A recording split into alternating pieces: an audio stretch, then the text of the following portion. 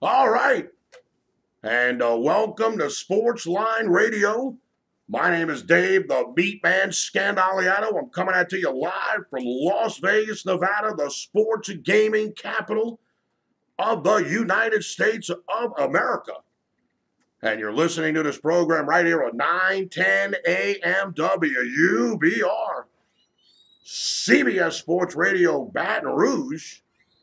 You can also listen live at PelicanSportsTV.com, PelicanSportsTV.com. Of course, you can listen live right over your smartphone, your iPhone, your Android. Just download the 910 AM WUBR app. That way you can listen to CBS Sports Radio Baton Rouge 24/7, 365. Glad to be here. Glad to have you there. And what we're going to do now is we are going to talk about the Louisiana Derby. That's right, Cap. One of the big prep races for the Kentucky Derby, going to be run the first Saturday in May.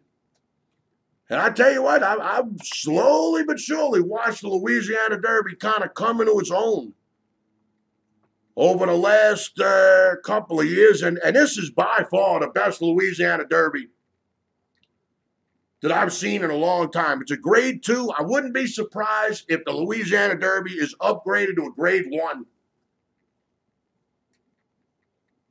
next year.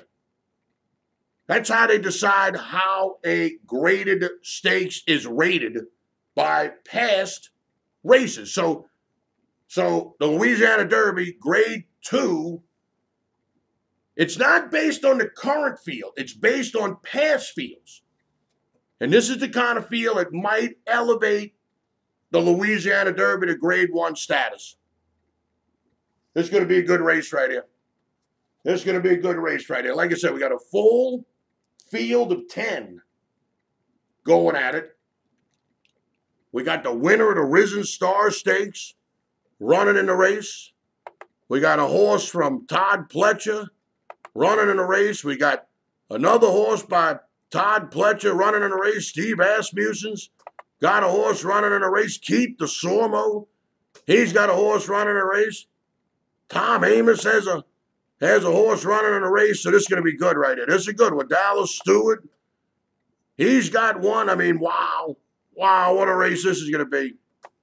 It's race number 11 at the fairgrounds. Post time in Louisiana, Central Time, 5:21. Post time out here in Las Vegas, Pacific Time, 3:21. The number 1 horse, Bravazzo. D. Wayne Lucas, the trainer. 7-2 on the morning line. Gary Stevens in the saddle. This is the horse that won the Risen Star Stakes. I wouldn't have bet this horse in the Risen Star Stakes with your money. I mean, I just wouldn't have bet him with your money. But I'll give this horse credit. At 21-1, he put himself right behind the leader. And those two horses went around the track 1-2 pretty much the whole way. And Bravazzo got up in the final steps to win the Risen Star. Wow. I ain't going to lie to you. Wow. Went over 21-1 last time, 7-2 this time. The value's been absolutely sucked out of this horse. I mean, sucked. Wow. The number 2 is the horse that I went with in the Risen Star Stakes, Noble Indy. Johnny Velasquez in the saddle, Todd Pletcher, the trainer, 7-2 on the morning line. This horse went up at 5-2 in the Risen Star, ran third. He was in a perfect spot. Right behind Bravazzo, who wound up winning a race. He was right there. The horses that were 1, 2, and 3 pretty much the whole way around the track finished 2, 1, 3. Noble Indy, who was third pretty much the whole race, finished third. The horse that was running second the whole time, Bravazzo, he got up at the wire.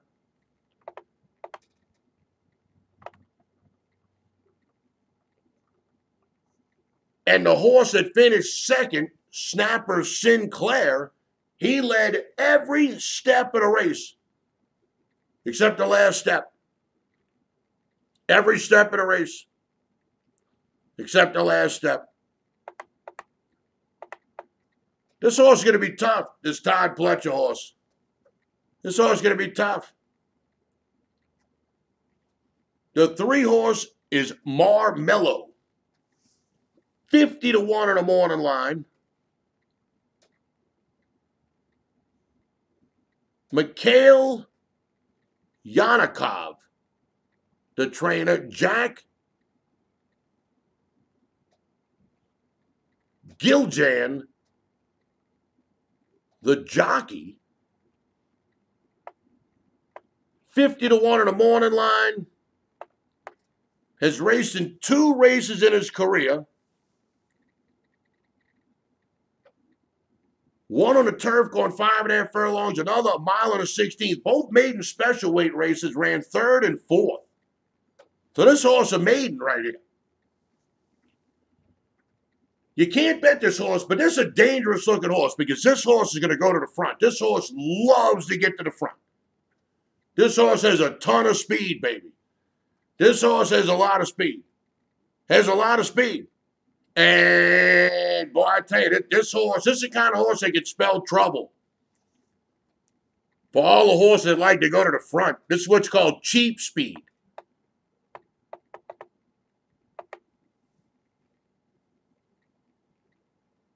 The 4 horse is the horse that I took in the Risen Star.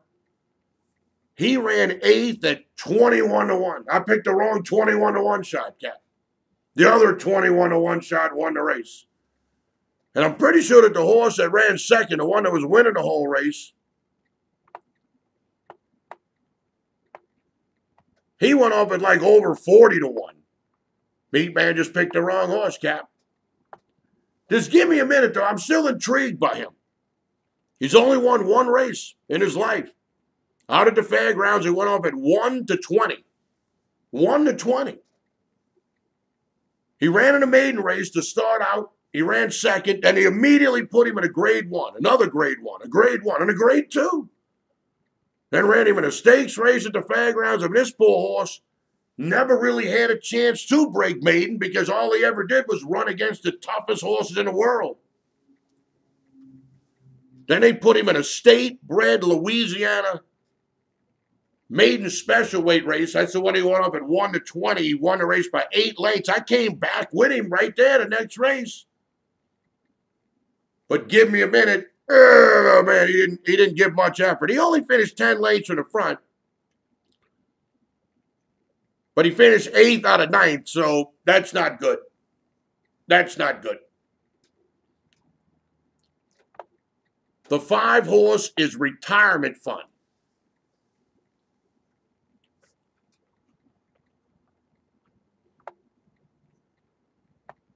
By the way, that give me a minute at 21 on the morning line. I think he was 21 on the morning line in the Risen Star. He is getting a jockey change to Javier Castellano. Dallas Stewart's still the trainer, but Javier Castellano, he's a good jockey. The problem is Javier Castellano was actually on this horse in the Breeders' Cup Juvenile at Give Me a Minute when he ran 4-13 lengths from the front. So there is a jockey change on the 4. The 5 horse Retirement Fund. Steve Asmussen's the trainer. You always got to watch out for Steve, man. Sean Bridgebaham, the jockey, 12 to 1 on the morning line. This horse was 2 for 2. And they ran him at Oaklawn Park in the Southwest Stakes, grade 3. 19 lengths from the front, went up at 22 to 1. So the trainer and the owner didn't even bet on him. Now, it was a muddy track. The track was sloppy. I don't know if that had anything to do with it. His first 2 races, he went straight to the front, never looked back. Never looked back. Broke first, gate the wire is what they call it in the business. But, man, something happened in that race at Oaklawn. Like I said, I don't know if it was a sloppy track. I don't know if it was just too good a competition. I don't know what it was, but wow. If you want to have any money when you retire, betting on retirement fund might not be the way to go.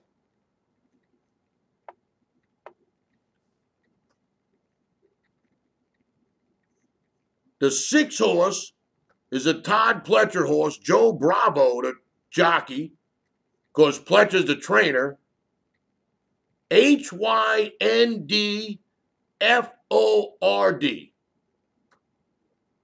Hindford? Hindford. HYNDFORD, the 6. Wow. Man, I tell you. First time out, they put him on the turf, runs 4th by 5.5 lengths. Then they put him in a maiden claiming race. Man, I hate this stuff. I mean, they were actually looking to sell this horse. Maiden claiming, he wins the race. He goes up at 90 cents on a dollar at Gulfstream Park, $50,000 maiden claim. And then he runs in an optional claiming race at Tampa Bay Downs. He runs second after taking a lead in the stretch. The horse had won the race. Magnum Moon came back and won his next time out. You always got to watch out for this Todd Pletcher guy. But, man, I tell you, this horse is a tough sell right here. That maiden claiming race, man, I tell you, it's hard to overlook that. I mean, anytime a rich guy has his horse in a maiden claiming race, that tells you what they think about the horse, which is not much. I'm kind of surprised to see this horse in the Louisiana Derby, considering they were looking to sell it back on January 19th, 2018. You're going from looking to sell the horse for $50,000 in a claiming race to running a Louisiana Derby 2 months later. Wow. The 7 horse is Snapper Sinclair. Jose Ortiz, the jockey. Jose Ortiz ran this horse in his first race ever back at Belmont Park, 5.5 furlongs, and didn't do too good. Second to last at 21-1. Then they put the horse on the turf a couple of times. Won back-to-back races, ran him in the Breeders' Cup Juvenile turf, where he finished 12th, 10 lengths from the front. Then he ran in both of the races at the fairgrounds, the LeCompte and the Risen Star, ran third in the LeCompte, and dang near won the Risen Star. Led every step of the way, except the last jump at 41-1. Steve Asmussen almost got him one there, brother. Almost got him one there. Steve Asmussen had to be sick to his stomach, knowing that he lost on the last jump. But, you know, look, he's a trainer, a gun runner who won the Horse of the Year, won the Pegasus Cup, won the Breeders' Cup. That's racing, Steve. But that still had to be tough.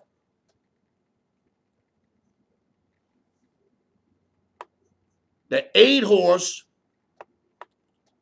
is Lone Sailor. James Graham, the jockey, Thomas Amos, the trainer. He went off at 6.5-1 in the LeCompte, but he got buried. 9th by 12 lengths. I mean, absolutely crushed. Came back at the fairgrounds, ran second in a optional claiming race. Wasn't even a favorite in a 7-horse race. Went off at 7-2. Nah. Lone Sailor, nah. The 9 horse, My Boy Jack. The favorite. Wow. My Boy Jack with Kent DeSormo.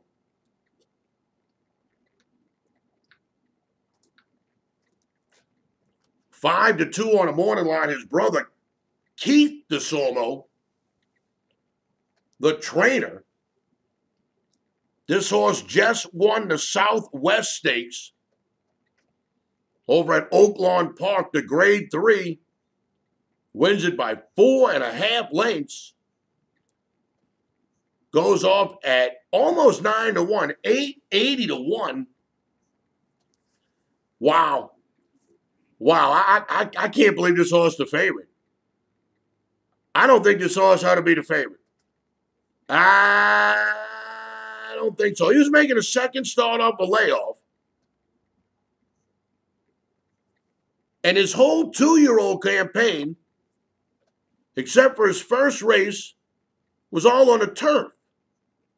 His first time out, my boy Jack ran 5 furlongs on a dirt track at Santa Anita and ran 6, 8 3/4 lengths from the front. Then 5 straight turf races, all at a mile distance at Santa Anita Del Mar. Then took a break as a 2-year-old, came back as a 3-year-old, ran in a Grade III at Santa Anita, went off at 7-1, finished third by 7.5 lengths, and then goes off at 9-1, 880-1 in the Southwest States at Oaklawn Park in the mud, in the slop. And he wins the race by 4.5 lengths. Ah, man, I don't know. That's a fake favorite to me. That's a false favorite. This horse shouldn't be 5-2. He ought to be 5-1. Maybe 6-1.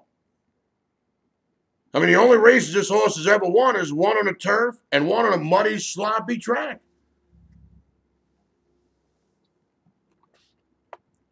The 10 horse is Dark Templar. Guru. The jockey, Brandon Walsh, the trainer. This horse likes to go to the front. Broke maiden at Churchill Downs in a maiden claiming race. I'm just fascinated by that.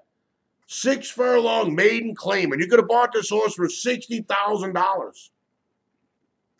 He wins his first time out. Then they put him in a couple of optional claiming races. They shipped him from Churchill Downs to the fairgrounds. He runs third, second, and then finally wins with Guru in the saddle his last time out on February 19, 2018. He goes coast to coast at 3-1. This horse is going to be tough. This horse is going to be tough right here because this Guru guy, he knows his way around the fairgrounds pretty good.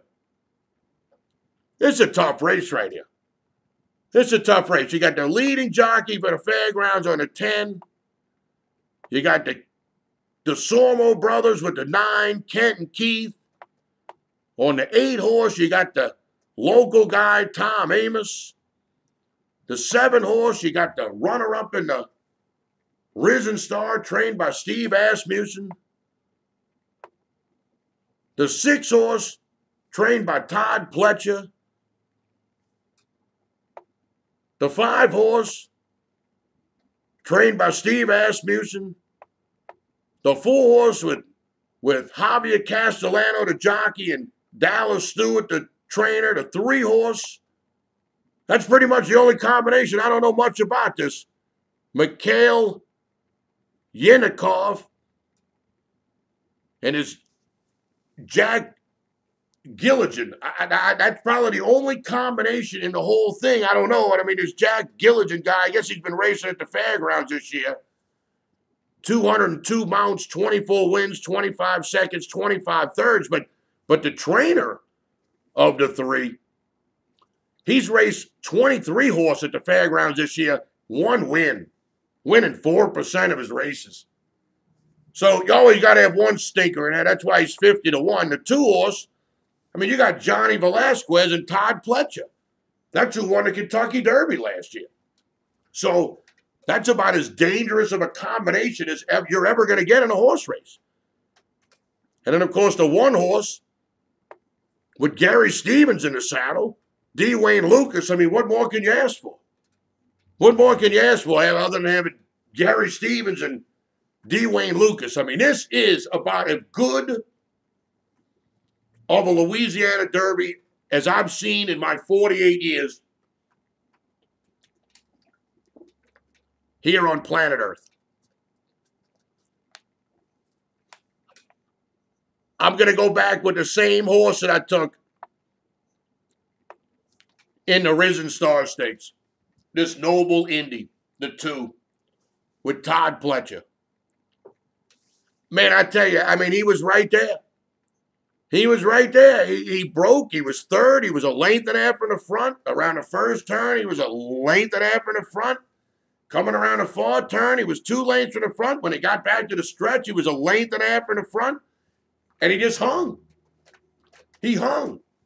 He hung. It's called hanging. They turned for home, and he didn't fire. He just hung. And, oh, man, oh, boy. 7-2 on the morning line. Went over 5-2 last time. This race is so tough. I mean, it's hard to believe that I picked this horse last time in a Risen Star and I got beat by a 20-1 shot and a 40-1 shot. That's how bad of luck the MeatMan has sometimes. I mean, I make a good pick and I get beat by a 20-1 shot and a 40-1 shot. I think you got to go back with this horse right here, this Noble Indy.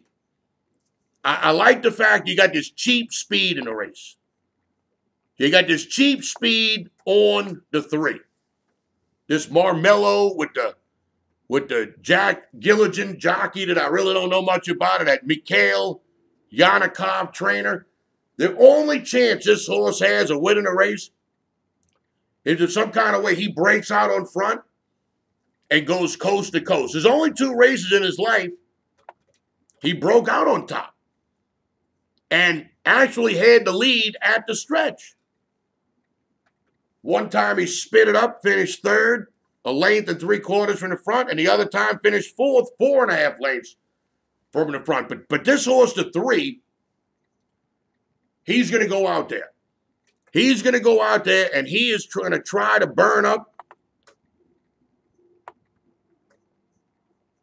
the 7 horse, that Snapper Sinclair, who tried to go coast to coast last time, the Steve Asmussen horse at 40-1.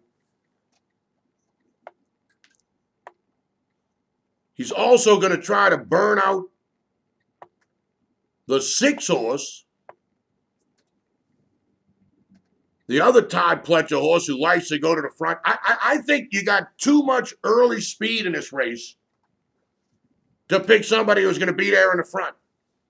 And that's why I like the 3. He's going to stalk. He ran a beautiful race last time. I mean, you couldn't ask to be in a better position than this horse was in the last time he was out. I mean, you got a 40-1 shot and a 20-1 shot in front of you. You've got to be able to reel them in. You're Johnny Velasquez, a jockey, and Todd Pletcher, the trainer. You're 5-2. You got a 20-1 shot and a 40-1 shot in front of you. You got to make it happen, brother. You got to make it happen. You got to be able to put that horse in another gear and make it happen. And it didn't happen. I think the extra added speed in the race on Saturday could be the difference for this Noble Indy. 97 buyer figure first time out, 95 buyer figure second time out, 96 speed figure the third time out. This horse is about as consistent as it gets. I think you might actually get the 7-2 on this horse. You know, normally you get a Todd Pletcher horse, and whatever the odds are, you just usually cut him in half. And that's about what you usually get when they go to the gate. But I think this race is so competitive. I mean, the one horse who won the Risen Star at 20-1, he's not going to be 20-1. He's 7-2 on the morning line with Gary Stevens in the saddle. Horses that Gary Stevens ride don't go up at 20-1. So he's going to take money. And then the 7 horse who almost did it last time, the Steve Asmussen horse, had finished second. He's getting Jose Ortiz up. They're getting a jockey that I've never even really heard of.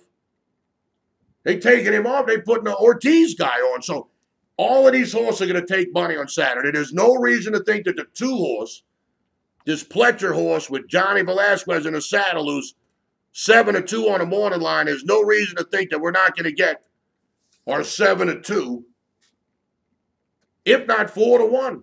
This could easily be a $10 horse right here, and I like the post position. I like the speed in the race. I like the cheap speed in the race. This thing sets up beautifully, beautifully. For Noble Indy, the only thing is he's going to fire in the stretch. Last time out, he did not fire. He hung. Let's see if Todd Pletcher can't get that problem fixed.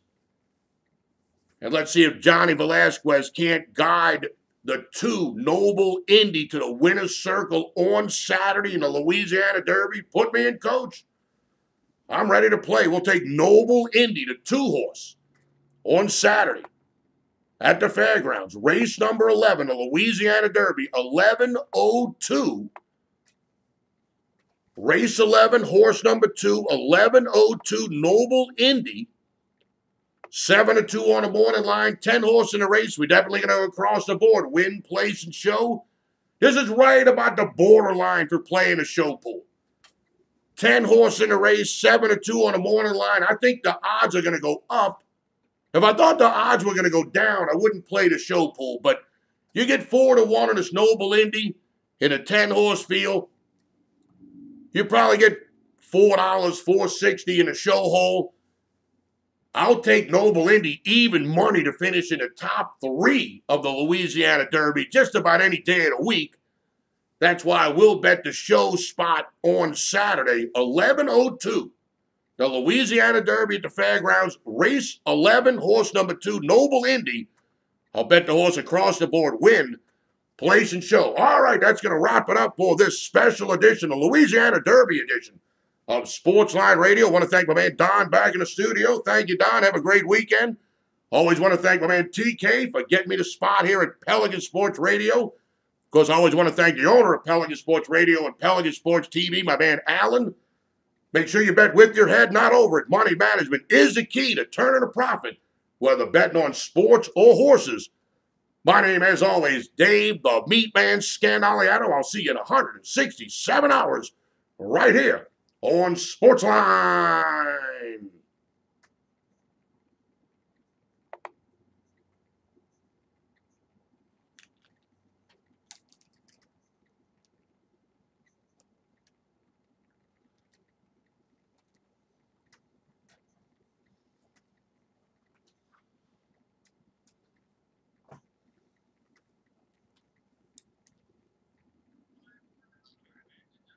All right, thank you very much. What you doing this weekend? There you go. That's what I feel like doing, nothing. I feel like doing nothing. Just don't do nothing. That's a good idea. Go to one of the weed shops, buy me a little weed, just sit on the couch and vegetate for 48 hours. Right, that might not be a bad idea. See, just come up with that right off the whim. Right here, sitting in a chair. I think that's where I'm going to go, to the Exhale shop. The names of these places are funny. Relief, Exhale. I mean, it's funny to name all, but they're everywhere. And I take Uber and Lyft a lot, and man, these guys are constantly being picked up at these weed things, and they get in a car, and the whole car smells like dope. It's funny, man. It's funny. Live in a city where you can bet sports and smoke weed, man. People go, when you coming home? Never. When you coming back to New Orleans? Never. When they legalize sports betting and marijuana, MeatMan will be right there. Right there, buddy. Right there. But until then, no.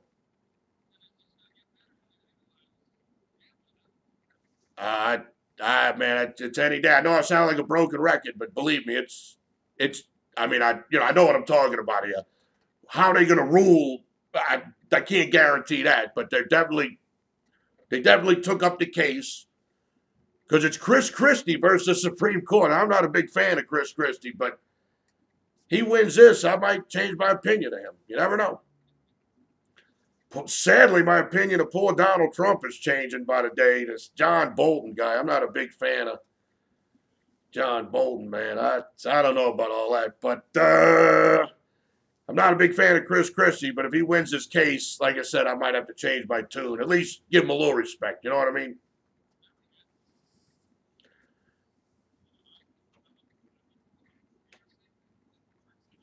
Right. Me too. Trust me. Me too. It's been a long time, man. It's been 10 years, 10, 11 years since Katrina and that stupid law that they passed, that UIEGA. It's been a long 10 years, man. No, that's when they made it illegal to make a deposit with a credit card or Western Union. 10 years ago, 10, 11 years ago. So, yeah, we go full circle. Went from banning it to making it fully legal. It's kind of screwed up how this country is, but it is what it is. Better than other places, I guess. You got it, Don. I'll see you later.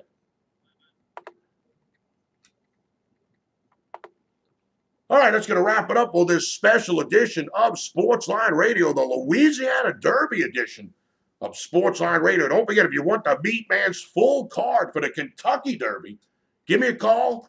My personal iPhone or my own personal toll-free number that I'm literally going to have until the day I die. It's 1-833-MeatMan, 1-833-MEATMAN, 1-833-MeatMan. And Kentucky Derby, the first Saturday in May. I do every race on the card. I do the full card. And you want to get all my bets for the Kentucky Derby, the first Saturday in May, give me a call, 1-833-MeatMan. Don't forget, subscribe to my YouTube channel. That way you never miss an episode of Sportsline Radio or one of the picks videos that I do. And you want to be friends on Facebook, Dave Scandaliato, DAVESCANDALIATO, Dave Scandaliato. You want to get a free pick every day, basketball, baseball, hockey, football. Text the word MeatMan, MEATMAN to 94253. Shoot me a text message. Text the word MeatMan, MEATMAN to 94253. Bet with your head, not over it. Money management is the key to turning a profit, whether you're betting on sports or horses. As always, my name is Dave, the MeatMan Scandaliato, and I'll see you in 167 hours right here on Sportsline.